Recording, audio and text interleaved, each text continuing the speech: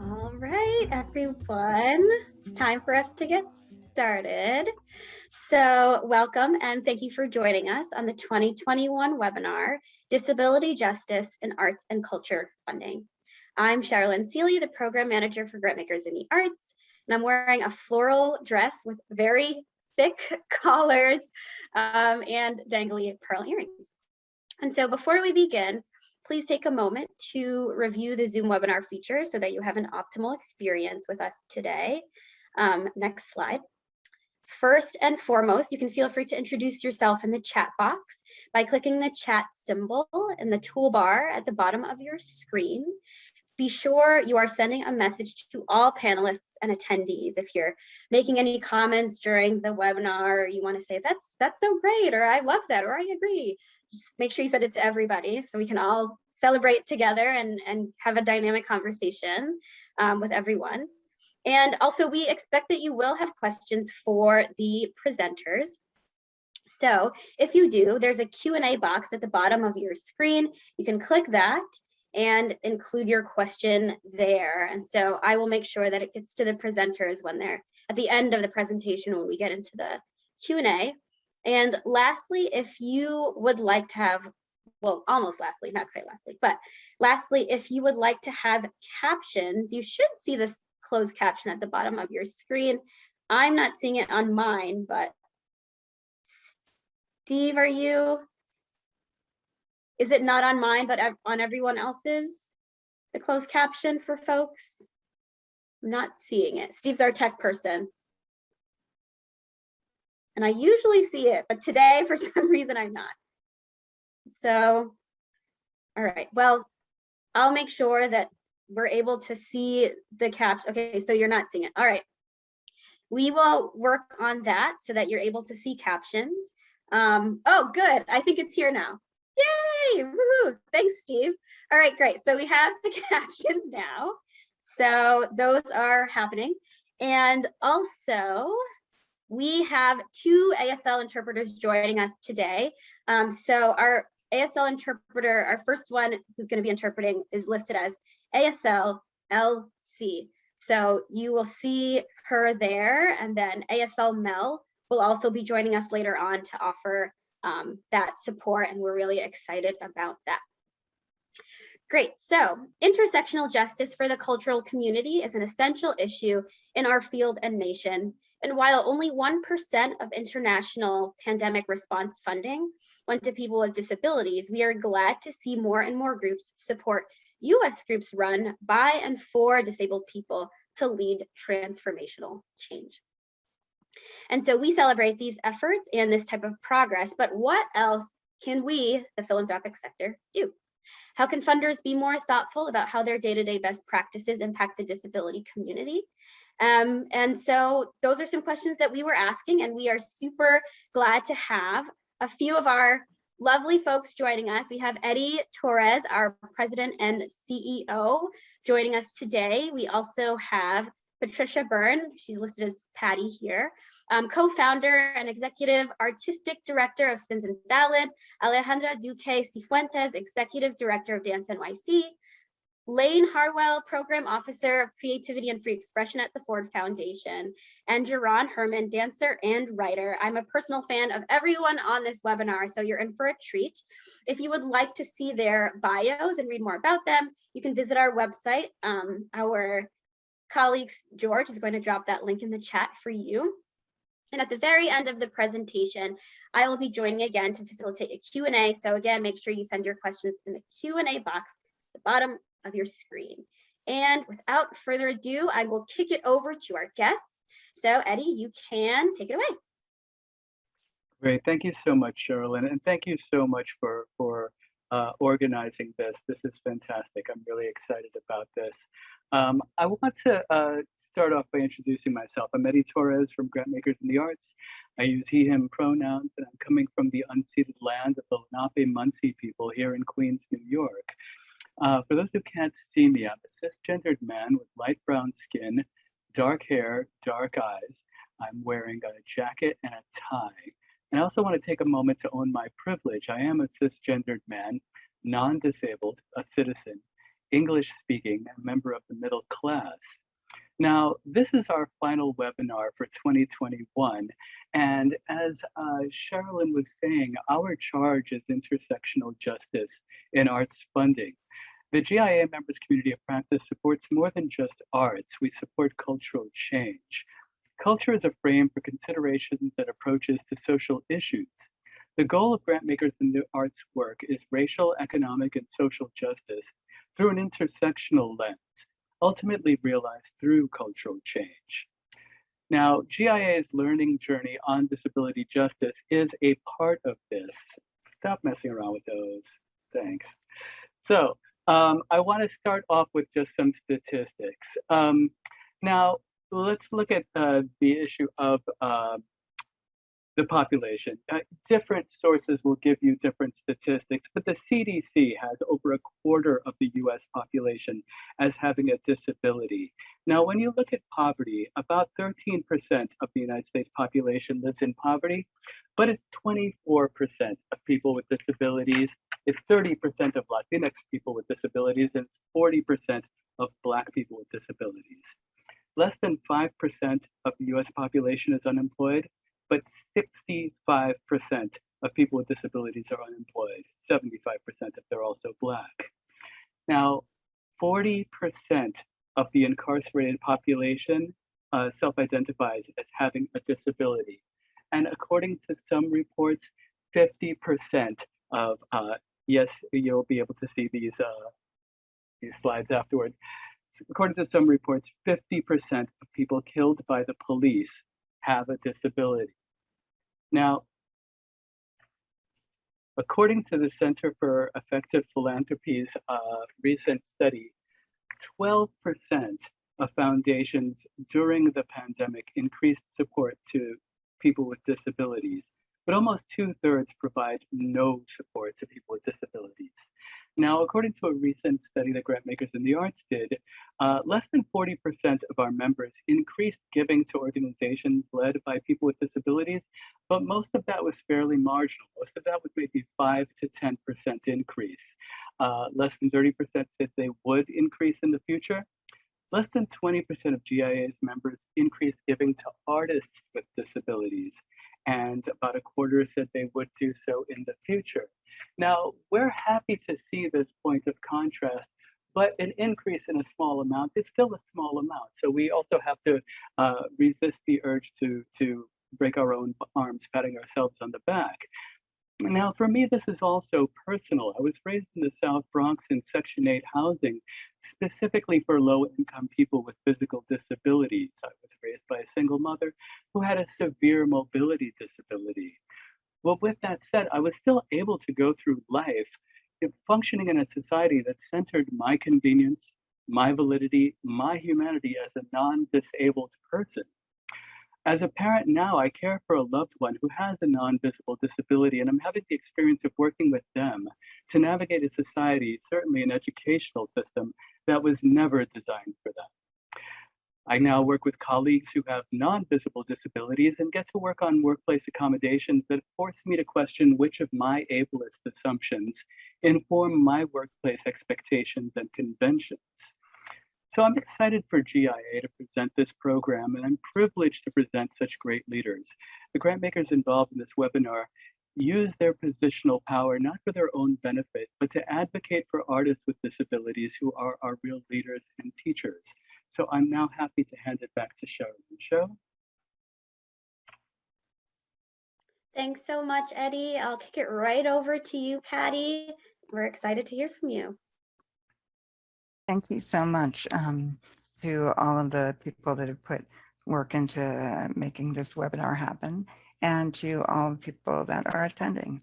And I want to just acknowledge Eddie's slide and personal share that I think is very indicative of the context that we're living in currently, and from which, you know, all of our work at Sins Invalid is being generated.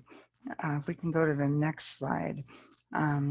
We are a disability justice-based performance and movement building project. And we center disabled people of color, queer, transgender, nonconforming people with disabilities, as we are focusing on multiply marginalized people and artists, so that we can, as we say within the disability justice sector, be led by those most impacted by systems of oppression. We are guided certainly by the principle that all bodies and communities are beautiful and valuable. And this is evidenced in our vision and mission statements, which you can find on our website. If we can go to the next slide. So disability justice, there's a lot of question. What is disability justice? Well, there's a very long backstory to that, but essentially which you can read in our primer, Skin, Tooth, and Bone. The basis of our movement is our people. But essentially, disability justice puts our bodies into justice movements. We often approach work as though we are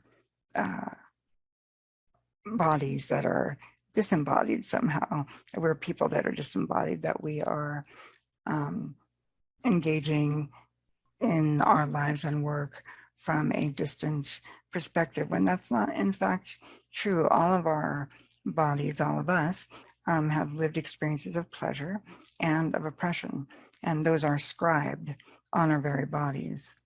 And disability justice asserts that all bodies have an equal right to live, exist, and moreover, thrive and deserve pleasure. And every body is worthy of respect, dignity. Everybody has needs, and everybody has strengths, and that our needs can and should be met. And disability justice as something which is essentially, again, about our embodiment and demands, really, for justice for our bodies, isn't just for disabled people. It's really for everyone with a body. We can see that from queer folks that have been, and trans folks that have been disrespected in the medical industrial complex. We can see the ways that we are oppressed as immigrants approaching the US border and within the US. So I want to remind all of us that oppression isn't an experience that's specific to people with disabilities. It is something that is widespread, and all of us deserve the respect and dignity that humans require in order to thrive. So we understand disability itself as really a lived experience, as an embodied experience, as a political identity that has been framed within ableism, as Eddie mentioned the term. And we'd like to actually share some terms in the chat, which people can download and read, some terms around disability and disability justice and disability oppression. Further, we understand disability as a community location from which we can organize. And this is a critical piece. It's a political location that overlaps, intersects, and responds to other political locations such as race, class, gender, nation state, etc.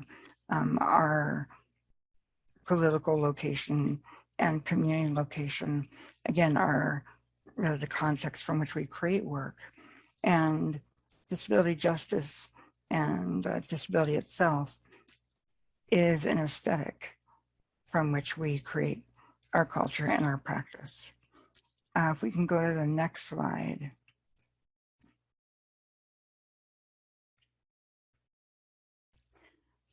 We have developed over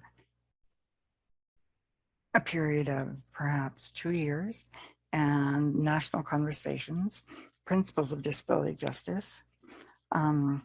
We all know Audre Lorde and her saying, we do not live single issue lives. And again, ableism does not occur in isolation. It's coupled with white supremacy, capitalism, underscored by heteropatriarchy, and has rendered the vast majority of the world as somehow invalid or not worthy, which is absurd, of course. So, you know, we live intersectional lives, and we must be led by the people that have been most impacted by systems of oppression. Aurora Levins-Morales, a poet with whom we've worked, says, we are led by those who most know these systems. And I think that's a great kind of synopsis. We have seen the carnage of an economy that sees land as humans, as components of profit. And that has led us to the climate crisis that we're in. And so our bodies and the land that we are living with are really anti-capitalist by nature. We have non-conforming body minds as people with disabilities, and that does not fit within the current extractive economy. The fourth principle is that we offer new principles for organizing. You know, disability justice is a fairly recent frame that was developed in 2006. And so when we discuss a commitment to cross-movement organizing, we have to acknowledge that social justice movements themselves and you know, all communities, funders communities, you know, must understand disability and contextualize that within ableism. So, you know, we're adding a kind of new perspective, and disability justice lends itself to a politics of alliance, because in fact we are very interdependent, and which is a later point. The next slide, if we can. So recognizing wholeness, we recognize that people have inherent worth outside of commodity relations and capitalist notions of productivity, that each person is full of history and life experience that is valuable. Sustainability, we pace ourselves to be sustained long-term, and our embodied experiences guide us toward justice that is sustainable for our body minds. If we can go to the next slide. Oh, I'm missing one. We have a commitment to cross-disability solidarity. Can I ask you to help me scroll? Thank you. You know, there are many different disability communities, in fact, and we honor the insights and participation of all of our community members, knowing that we've been isolated from each other, segregated, in fact, from other disability communities, and that this undermines our collective movement and collective liberation. So we're referring to people with physical impairments, people who are chronically ill, people with psych impairments, people who identify as neurodivergent or have cognitive impairments, people who are a sensory minority. All of us are in it together, as well as non-disabled people. The next slide is where we address interdependence and the fact that as people with disabilities, we meet each other's needs often as we build toward liberation. The work that we're doing, for example, with Thins Invalid, we are often relying on other people with disabilities who can understand the intimacy of our needs in order to build safety in our communities. We know that we are powerful, not despite the fact that we have complexities, and our practice can lovingly embrace these complexities, and that there is no shame in having access needs. The idea of access needs is quite critical for people with disabilities, because all of us, and I was going to actually, and I always have to, demonstrate access needs in presentations. Like at the moment, I'm going to ask my colleague and dear friend to help me lean to the side, because if you would, thank you. And Patty, I know that where you're wrapping up, we are Yes. ready to move on to Jerron. So we all have time to share today. So if you Okay. could just share your last word, I would really appreciate it. And we're really excited. Sure. Thank you. So the idea of collective access is that we can, again, share our access needs without shame, be in community with each other, and that we can have this as a practice and a responsibility to each other. And lastly, collective liberation. We all know this idea, and that we all want to move together with nobody left behind, including folks with disabilities.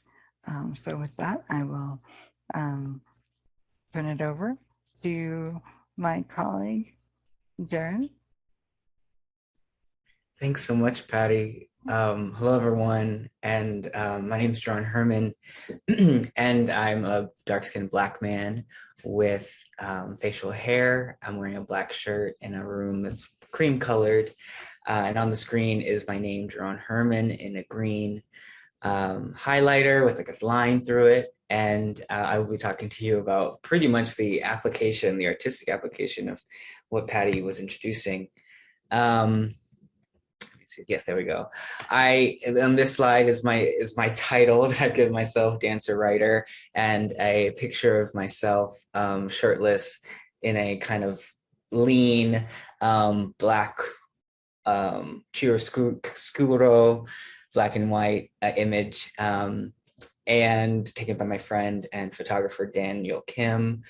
And also on the slide is a bit of who I've been funded by as a burgeoning interdisciplinary and dance artist, such as the Foundation for Contemporary Art, Ford Foundation, and Andrew W. Mellon Foundation, Dance NYC, Art Equity, and the Jerome Foundation. And it was important for me to name those people and to name those organizations, really, as we're talking about what the foundation for foundations is looking like as it pertains to who and what funds disabled artists.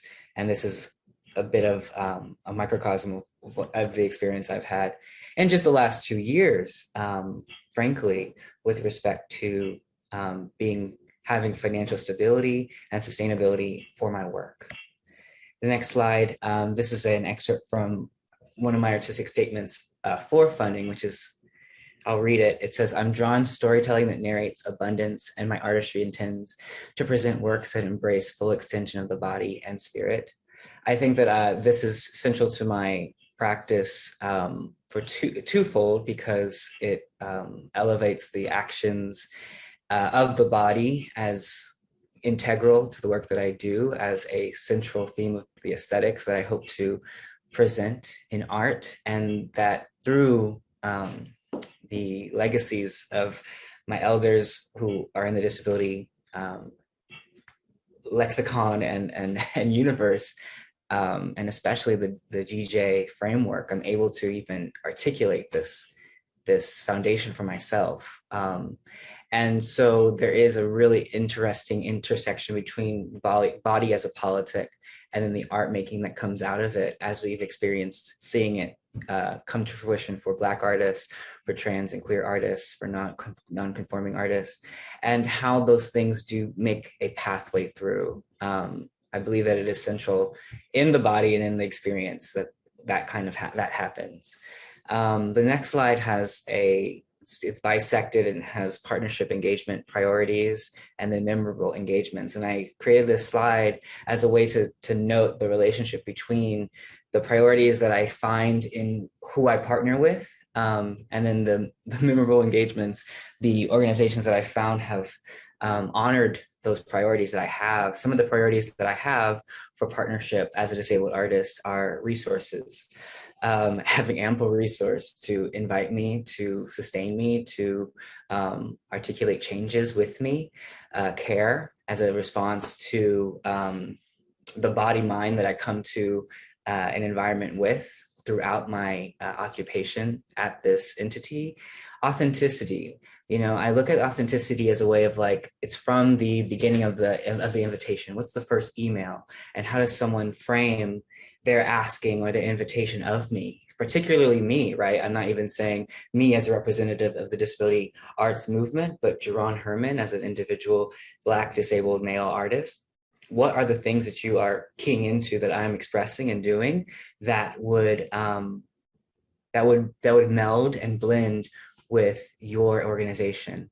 And then rigor. I would love to see and note the my priority of rigor is exemplified in your production history, your history and legacy with other artists, the way in which your organization is investigating and understanding your current occupation with these things, and then what innovative practices and what practices in general are you thinking about and continually thinking about? I'm not very punitive in terms of how I think, but I would like to know that there's some kind of movement in your imagination in how you think about your organization with respect to artists. And so some memorable engagements I've had and include Performance Space New York, wherein I helped and was allowed to, or was invited to be a presenting artist during I Want to Be With You Everywhere, which was a 3-day disability-led and sourced festival in New York City, one of the first of its kind in New York City. The Mark Morris Dance Group, where I've been a visiting artist and have the opportunity to teach the student company and also prepare a piece for them. I found that their engagement of me was equitable, was lovely, and also I found it very interesting to insert myself into a legacy of typical contemporary dance, such as the Mark Morris Dance Group brand, and how they were opening up to allow that, or to even think through that. Foundation for Contemporary Art, FCA, which is as a funding model, incredibly interesting to me. And I found that their history and legacy with actual artists and the funding apparatus was intriguing and delightful to think through as we think about how do we support and increase mutual aid among disabled artists. And then LARC Play Development Lab, where I'm also a writer, as I said, and the LARC unfortunately has since closed its doors, its physical doors, but had forwarded the Apothete and LARC Play Development Lab initiative with the Apothete, a disabled-led theater company, to fund a habitual, yes, RIP LARC for sure. They actually initialized a beautiful series of working groups and play groups wherein artists and writers were able to come together and do pages, just, old school. And so they will be surely missed. But my time there with them was incredibly, incredibly wonderful. This slide says relational identity with disability justice equals a successful partnership with disabled artists, which is what I strive to investigate and interrogate with organizations. Again, back to this authenticity priority that I have, it's why are you inviting, or why are you even accessing these artists and these folks to join your organization in some kind of capacity? And so I would love there to be more of a, again, authentic relationship with disability justice in particular as it pertains to your own organization. How do you interpret interdependence and collective liberation and collective access? How do you yourself interpret these principles that the primer has given us, which again, Patty and Sins of Valid, I'm so grateful to you for giving language to this as it's informed my life. And so with that though, those kinds of relational identifications with this framework help you to understand what a successful partnership with a disabled artist might be. And so it's not incumbent upon the artist to craft the relationship, but that you forward your relation, or you forward your imagination with the before you engage the artist, and keep them in a relationship. So the next slide, the last slide, is an excerpt from a piece called Relative, which I presented at Performance Space New York alongside Kevin Godkin, who was the soundscape artist DJ, which really symbolizes the outpouring and the exercise of what happens when an organization does nimbly invite artists and allow them to change even the parameters of their organization, and what the parameters of what the event are. As my colleague and collaborator Kevin Godkin says, it's okay to disrupt the etiquette. And so this is what we were able to do, which was disrupt the etiquette for access purposes, which we took this piece and exploded the proscenium style of presenting work. People were able to build upon the open plan that I had facilitated. And then after all of that, it was really just a vibe. So you can please play when you can. A theatrical club, the stage dance floor ensconced in bluish purple tones, and seated audience pop intermittently on stage. A DJ, Kevin, a tall white man wearing a neon green body dress, is lit in the upper right corner, spinning effects, while Duran, a dark-skinned black dancer, wearing a metallic two-piece suit, flees to a rectangular panel of light on the other edge of the camera. Is it a line or a hallway? Duran's movements span provocation and delight as he tightly grips his arms and legs, focusing on his craft. He becomes unbalanced, coming in and out of the light, stressing staccato steps to the downbeats.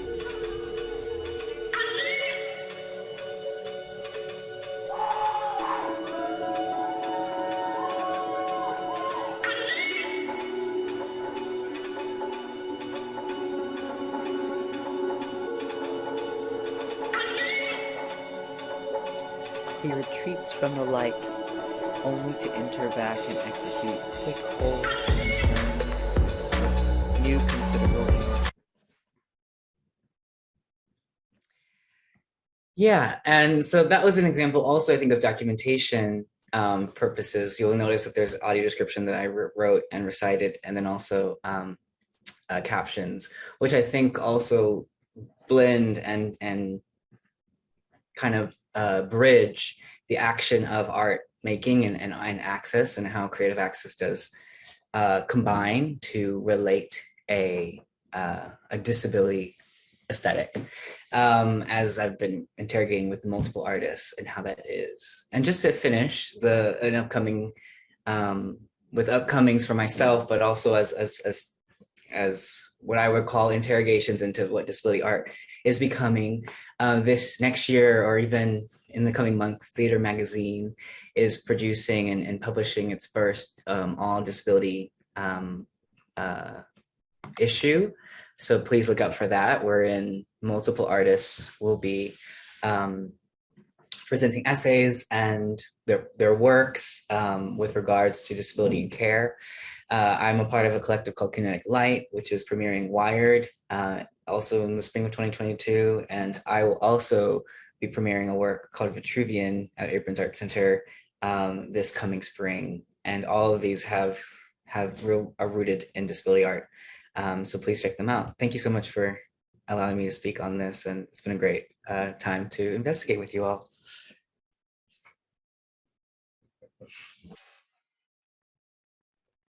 Can you Oh, hear me there we now? go. Yes, we hear you loud and clear. Perfect. All right. Remember what you just did so that if you get muted again, you can do the same thing. Got it. Great. Hello, folks. My name is Alejandra Duque Cifuentes, and I'm the Executive Director of Dance NYC. My pronouns are she, her, and I identify as a non-disabled white Latina woman, originally from Medellin, Colombia, the unceded territory of the Nutabes people. I have been living in Lenapehoking, currently known as New York City, for 16 years now, and I'm coming to you from Chicago, Illinois, the ancestral lands of the Council of the Three Fires. I am currently wearing a black t-shirt, a black sweater, a red coral necklace. I have shoulder length brown hair, red lipstick, and my background is an orange image with the Dance NYC logo in white text on my top right. So I come from a very different perspective in disability artistry and funding. As a service organization, Dance NYC, and I am not able to control the slides right now. Click on those slides and you should, there you go. Thank you. There you go. All right. As a service organization, Dance NYC's role is to represent the dance community in the New York City metropolitan area. And we do it anchored on values of justice, equity, and inclusion. For those of you that are experiencing the slides visually, the majority of my slides are black text over a white background with a purple banner on the top. For slides that have images, I will describe.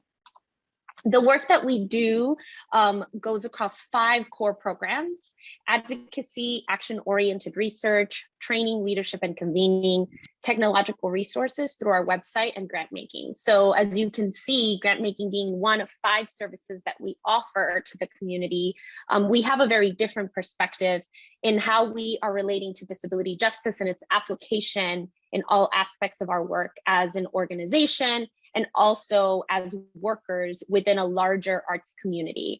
On the screen, you'll see a circular illustration with 5 orange squares, and each square has the words for each one of our 5 programs. Our work in disability initiated in 2014 with the establishment of the Disability Dance Artistry Initiative, which actually was founded by my colleague and co-presenter Lane Harwell, who is now at Ford and from whom you'll be hearing in a bit. And that work really started with an understanding and a definition for us as an organization on what is ableism and what is disability. Now, I'm not going to read all of the text in all of my slides. The slides are meant to be a resource for you to go through after the fact. What you're seeing on the screen right now is a definition of ableism by Talila T.L. Lewis, which updates this definition annually on their website and has become an anchor definition for Dance NYC as an institution and the work that we do. We also took a moment in relationship with disabled artists, organizers, cultural workers to define disability and disabled for us as an institution. What is our relationship to that word? How do we engage with that word, with those words as individuals, as workers, and as an institution in relation to arts and culture, which is our mandate? In order to do all of this, we started first by establishing a task force of disabled artists, cultural workers, organizers, and diving into research and trying to understand what is the landscape of disability art. Who are the disabled people and disabled artists working and living in New York City? And through time, iteratively, as we learned more and dug deeper into different areas of disability arts, we produced 3 research studies, which gave us the information that we needed to make adjustments to program development and investments in disability art. The task force is one of the pillars of the work that we do. And this task force has since grown and evolved, and our circle of advisors has extended itself beyond the formal construct of this task force. But it's centered around the value of nothing about us without us, which we learned from the members of the task force that extended that learning to us from organizers in South Africa. And the value of nothing about us without us is, it's quite simple. No policy or program should be developed without the direct investment of those directly impacted by the program. And so the task force allowed us to first identify ideologically where we sat as an institution. What was our definition and our relationship to disability? How did we want to address ableism internally within our institution and the work that we were doing? And then how did we gather data and therefore then act on that data in order to support disabled artists in New York City? We established a disability dance artistry agenda, which you can find on our website. And this is an image of just the first paragraph of that agenda that outlines our values as an institution.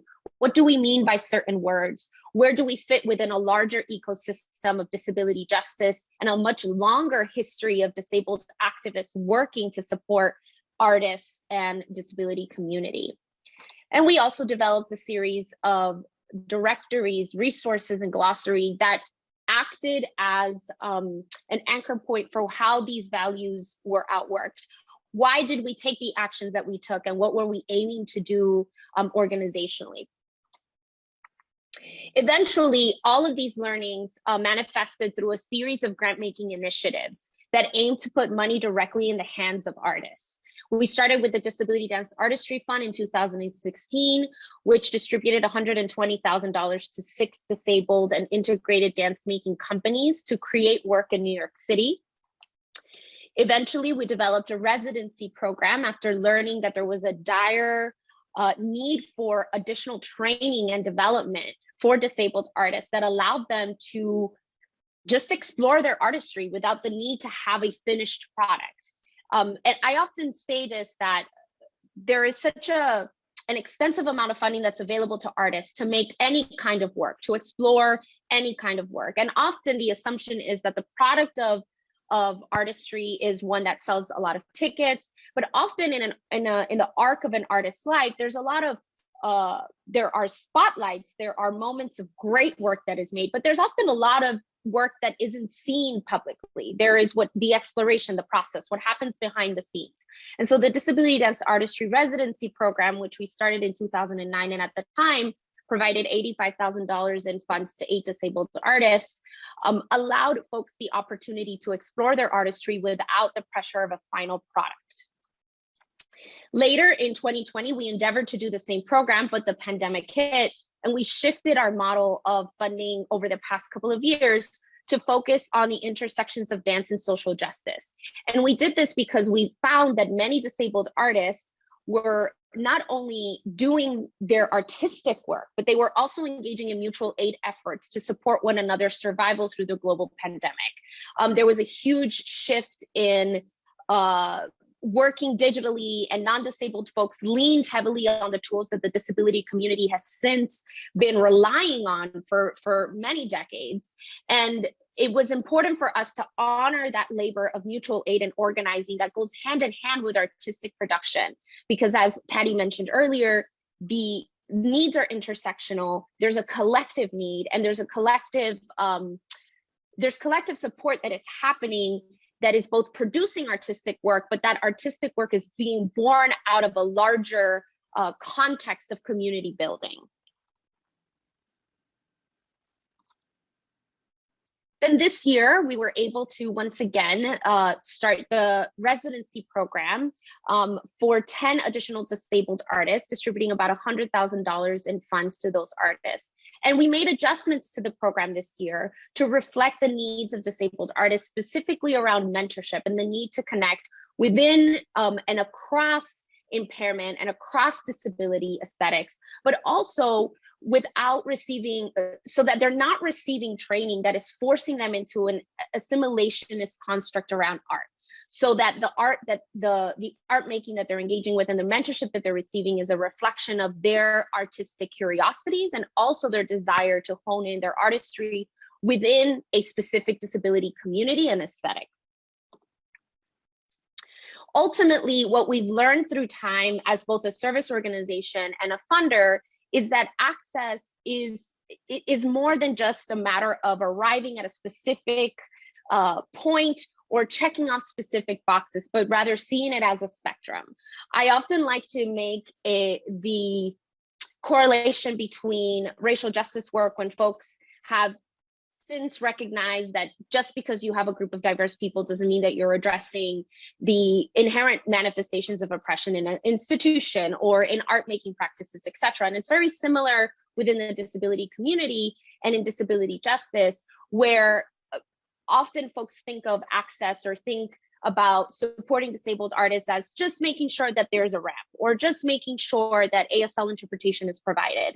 Often that kind of ADA compliance or the provision of the most initial versions of access are just merely the beginning of providing full inclusion and not just inclusion, but a space of comfort and safety for disabled artists. And so we think about ADA compliance as just one tiny step, and then moving into inclusion of disabled people, which still tends to center the needs and the priorities or the learning of non-disabled people, but moving beyond those things and centering pleasure and beauty and justice that is led by and centered in disability, and that positions disability as a natural part of human diversity and of the natural world.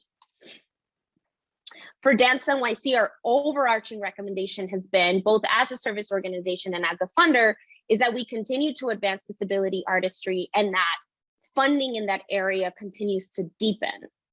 Ultimately, as funders, the thing that we've learned the most is that there's severe underfunding of disability arts, which means paying close attention to nourishing every part of the ecosystem that allows artistic practice to take place.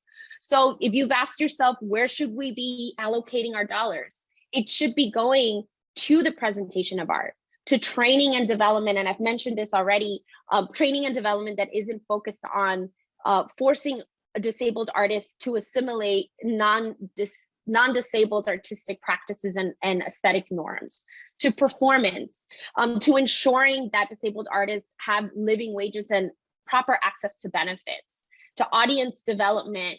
And audience development is both about marketing and having access to and changing a narrative of how we talk about disability and its presentation on the stage or on walls, etc., but also on what audience members can experience, specifically disabled audience members, that they too can have equitable access to artistic experiences and artistic creation. Touring, accessibility costs, the costs that come with making potentially smaller, large capital improvements to spaces, as well as the day-to-day costs of managing and ensuring that disabled people have equitable access, like ASL interpretation, closed captioning, CART in live events, audio description, etc. And then, of course, ensuring that this funding is often and varied. Disabled artists have the right to make art as often as possible, including quote unquote bad art. I think a lot about the trajectory that artists have and the push that there is within capitalist structures that every single art show that somebody makes become a hit, that it become the thing that sold so many tickets or the thing that got them so many awards. But often if you look at the trajectory of a non-disabled artist's life, there are so many opportunities that they have to try new things. Art pieces of work that were not great, that didn't get great reviews. And often when we spotlight a particular area or demographic of people that we want to fund in the funding community, it becomes like what's hot and what's new. And then that funding seems to taper off through time. And what we do when we do that is that we say, well, as long as this is hot and new, we're going to fund it, as opposed to creating a sustained commitment to regularly, often and in varied ways, providing funding to disabled artists so that they can make any kind of work that they want to make, and that they can generate a canon of work that is a reflection of their community and experience. Before you continue, Alejandra, this is great. And clearly we're going to need a part 2 to this webinar, but we only have 11 minutes left together and we have not heard from Lane yet. Unfortunately, I don't know that we'll have time for Q&A today, everyone, but we'll make sure that you get time to ask your questions. So if we could kick it over to Lane, I know some of our funders want to hear from our resident funder on the panel, and we'll make sure that the rest of the content gets out so that folks can still engage with you all after today. Thank you so much, Alejandra.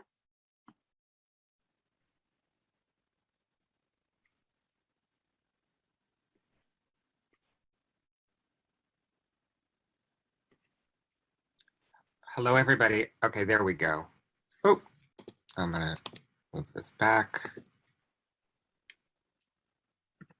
All right, hello all, I'm Lane Harwell, Arts Program Officer at Ford. My pronouns are they and he.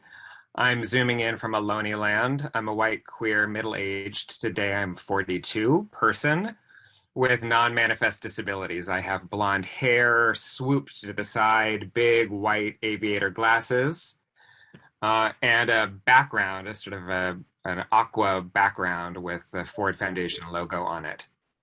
I want to thank GIA for organizing this panel and all of my fellow panelists. I adore these people and have followed and been mentored by them over time, and their words and the stories that have already been shared, I have great meaning. I just like to share a couple things that Ford has worked on over time. I want to be clear that Ford understands its work as disability inclusion. And I know that the topic of today is disability justice. I would question whether and how a philanthropy like ours could be a disability justice organization, given the principles Patty laid out, specifically the anti-capitalist politic and leadership of those most impacted. How I, as a grant maker, see disability justice and moving towards disability justice is by getting resources and power out the door to disability justice groups and creatives. This means funding beyond disability arts groups that are created by, for, and with white creatives and have the greatest visibility and fundraising infrastructure. These were the first groups and artists that I encountered when starting my work at Dance NYC. It means especially those who have been impacted by racism, heterosexism, transphobia, and xenophobia. Transforming support for disabled creatives, for me, it's also been personal. I've needed to look inward, educate myself about ableism and autism, be vulnerable, and understand how my personal relationships to disability inform my public work. I've shifted from identifying as non-disabled to claiming my disability identity, anxiety and depressive disorders, PTSD.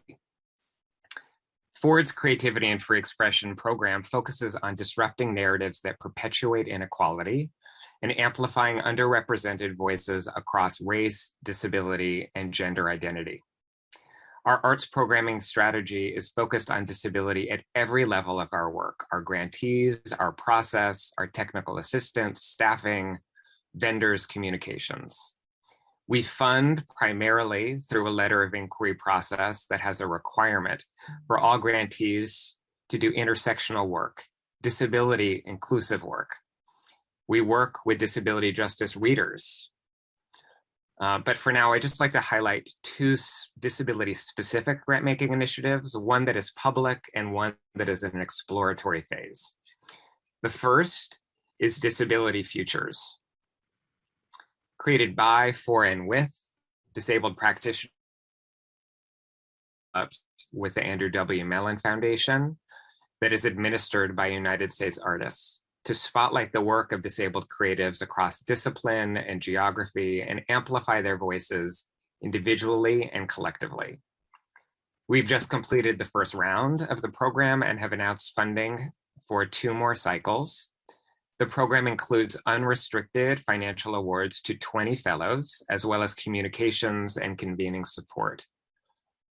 There's a slide next to me, and there's another one with headshots of the inaugural fellows, including Jerome and Patty, and I would certainly welcome their perspective on this.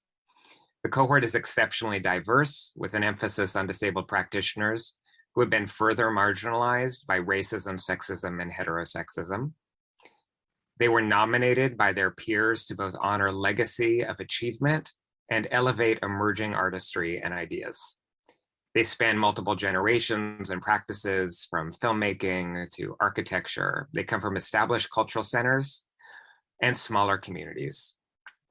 Born out of a year-long effort with disabled artists working across the United States, the program aims to shed light on the dearth of disability visibility of disabled creatives, and to position these creatives as leaders for accessibility, language, and care. I'd like to underscore here that the project has had disabled creatives involved at every level, from the leadership of United States artists to the advisory body, nominators, panelists, project manager. Our goal has also been to give the grantees as much flexibility as possible in terms of how they use resources and show up in communications and convening. We know that many fellows were focused on mutual aid and used grants to get resources into the broader disability community, especially those that were impacted by the pandemic.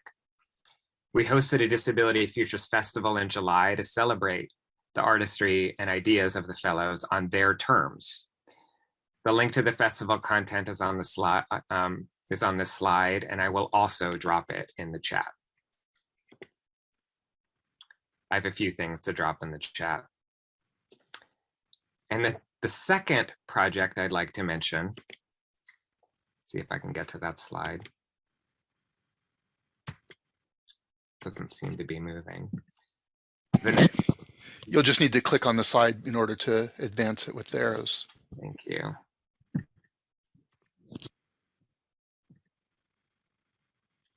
There we go. Okay, the second project I'd like to mention is called the Disability Response Network. This is a multi-year $3 million pilot program supported by multiple programs at Ford. Our Creativity and Free Expression program, Civic Engagement, Disability Rights, as a way into cross-movement work.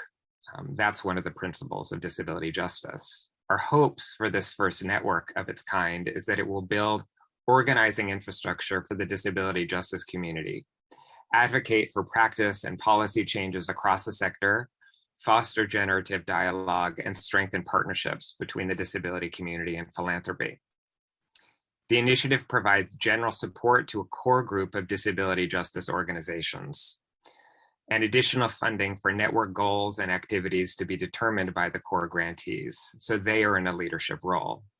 This slide lists those grantees: Autistic Women and Non-Binary Network, Disability Inclusion Fund, Coalition of Latinxes with Disabilities, Detroit Disability Power, Disability Justice Culture Club, and Since Invalid. The Disability Inclusion Fund, I'll just point out, which was started by the President's Council for Philanthropy,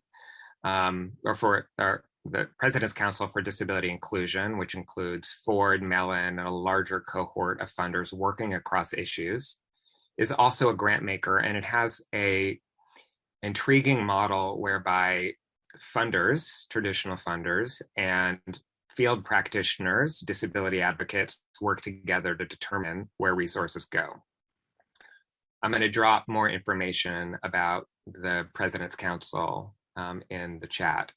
I can tell you that this Disability Response Network is challenging the team working on it, both in terms of knowing when we step in and out of conversations, how we determine how we can help without controlling, without guiding, without being directive, how to track the work without surveying, while meeting our perceived, internalized, and real expectations for our leadership, our institution, in terms of timing, deliverables, productivity, urgency that run counter to disability justice principles and CRIP time.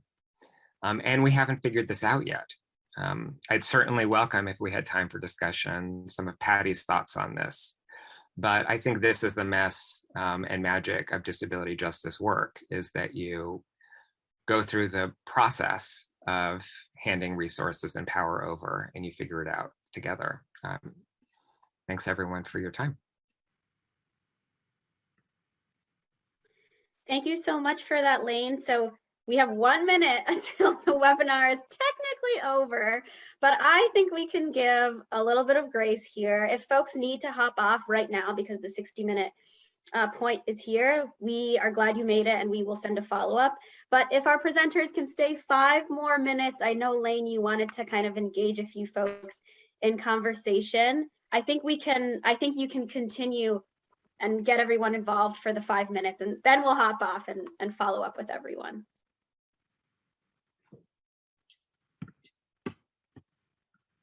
If you'd like. If not, I'll pose. Okay, it looks like it's a yes from you. Oh, maybe not. Okay, so, well, I will give us one question before we hop off for the 5 minutes. And this is something for all of our attendees, this is something that we talked about prior to this when we were planning. And I would love to hear everyone's thoughts, and maybe we'll go a little over 5 minutes, but I think it's a powerful 5 or so minutes. If you had a magic wand, what is the first change you'd make in order to get the sector and the world one step closer to an anti-ableist sector? And I know that's like 14 million webinars, right? Like that one question, but quick thoughts. What do you got for us?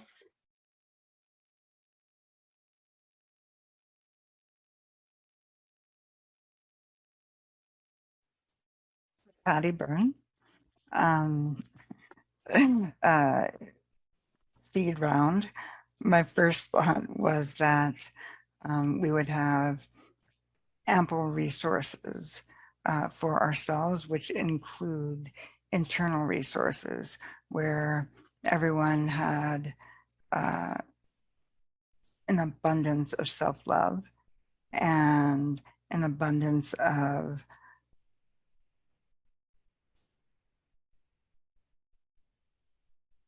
willingness, that's not the exact right word, trust in each other to build together. And then we'd have the resources to do that. Great, thanks, Patty. How about everyone else?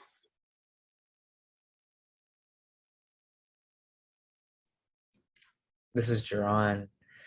I'd say a place in which artists and folks, non-artistic folks, could commune to get it wrong and get it right. Thank you. Alejandra, Lane, Eddie? I'm gonna have to go with Patty on love.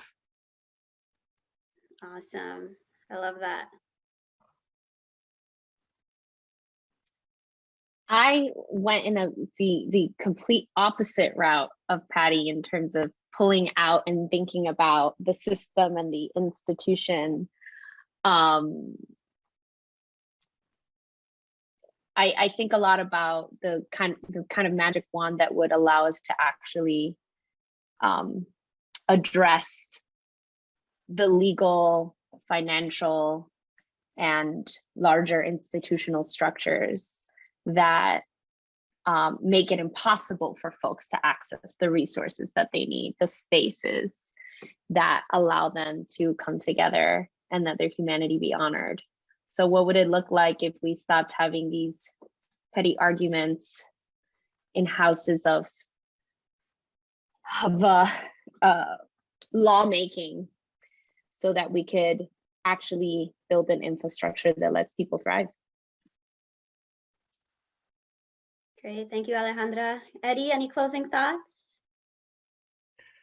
I would actually just add to what, or maybe second what Alejandra said. I mean, I think that we have so many policies that actually penalize people for getting ahead. It's almost too pretentious a term for it, but penalize people for surviving. And those policies aren't just public policies. I mean, they're workplace policies, organizational policies, funding policies. And I think that they all intersect, obviously, in one another's lives, but each one as an individual policy and practice is harmful and really requires one, just a commitment to education and then a commitment to change.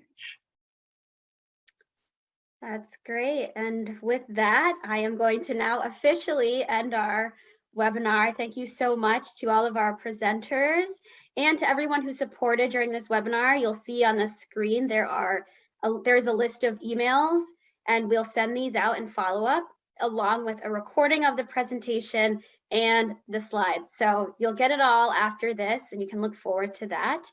And we want to know what you thought of the webinar. So we'll send out a survey, and no worries, there will be a part 2 because I know there's a lot more to say here. So you can get excited about that too. And once again, we're glad that you made it, and we hope you'll keep the conversation going so that we can all reimagine the future of philanthropy. If you have any further questions, you can reach out to me, Charlotte Seeley, and I hope you have a lovely, lovely day. Thanks, everyone.